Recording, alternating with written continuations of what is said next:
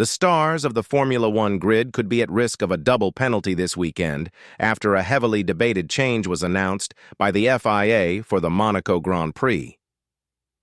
The pinnacle of motorsport returns to the most iconic stage on the calendar for the 82nd edition of the historic event, but the Monte Carlo race has undergone a significant revaluation. F1. Headlines. McLaren confirmed change on both cars as FIA unveil latest ruling at Monaco Grand Prix.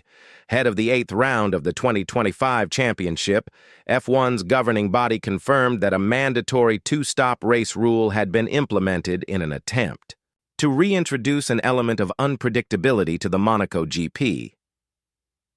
In recent years, the main event became rather boring for viewers, and as F1 cars only continued to grow in size, the Monaco GP became a race which was won during qualifying.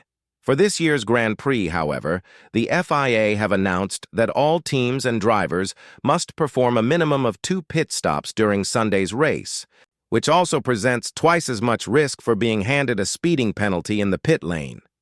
FIA announced another pit lane change at Monaco GP. An official FIA announcement confirmed ahead of the Monaco Grand Prix.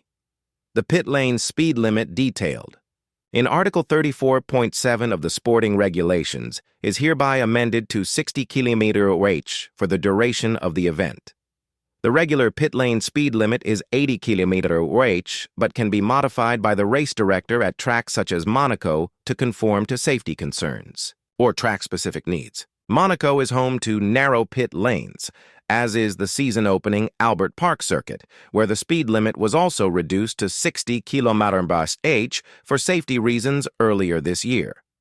Lance Stroll went over the speed limit by 0.2 km/h in Monaco last year, which resulted in a $100 fine for Aston Martin.